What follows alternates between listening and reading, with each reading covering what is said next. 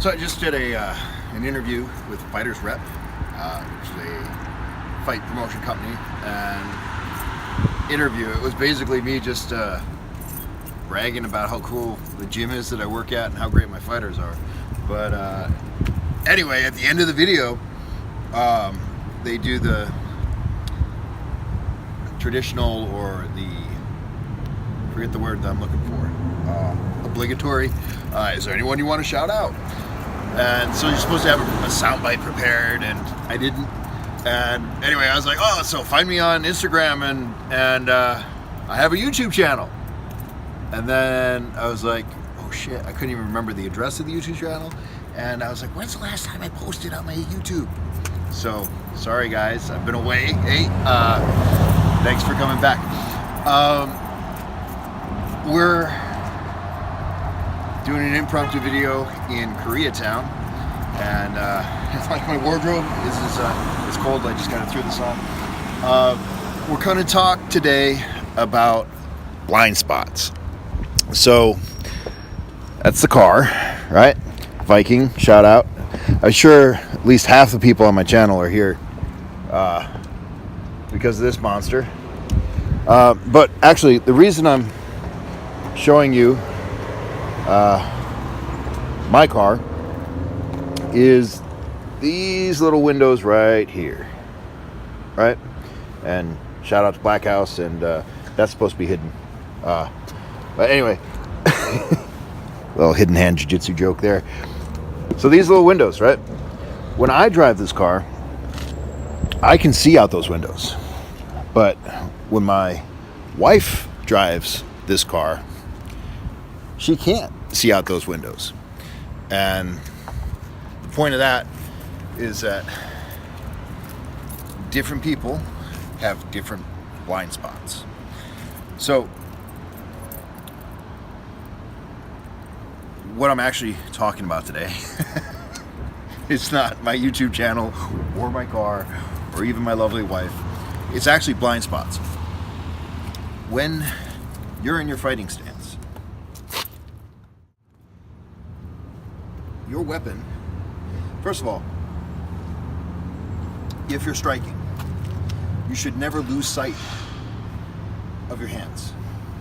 Okay? So you got a lot of people doing shit like this, and their hands are not in their peripheral vision.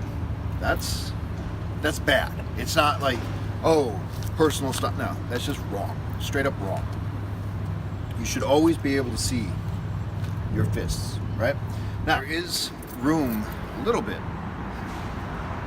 unless you're one of my fighters. In my fighters, there's no room. But there's room for personal style, personal preference, and then from style to style, where your hands go,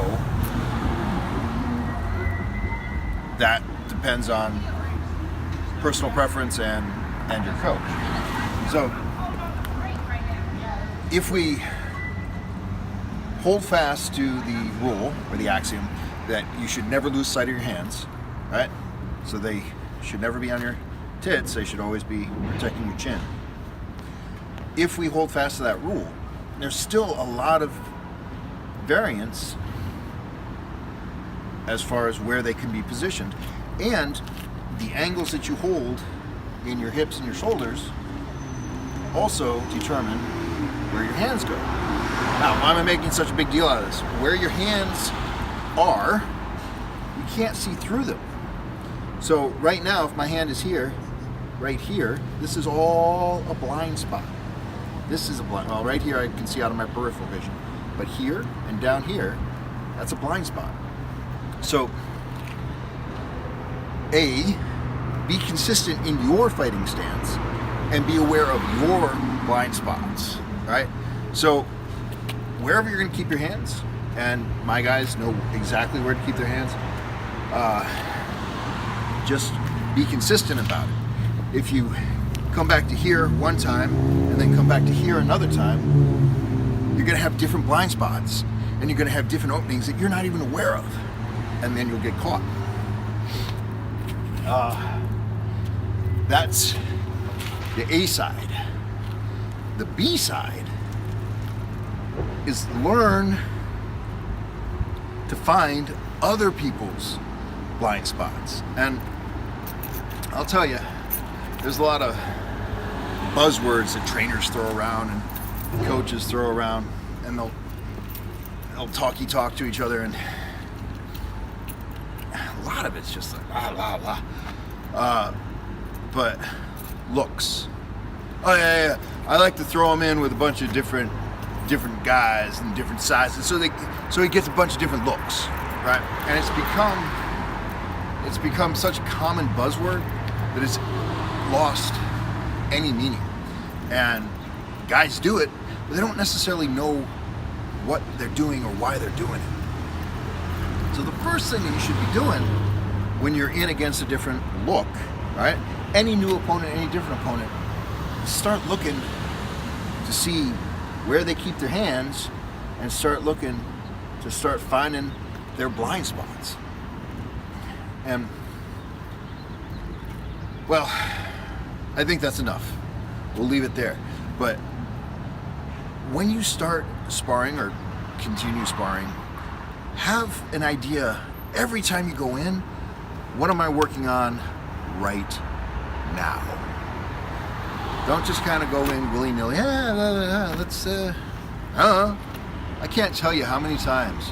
And these are elite boxers and MMA fighters and kickboxers, and I'll say, so what are you working on today? All right, that's enough. Listen, we are making the world a better place. We're saving lives. Subscribe to my YouTube page.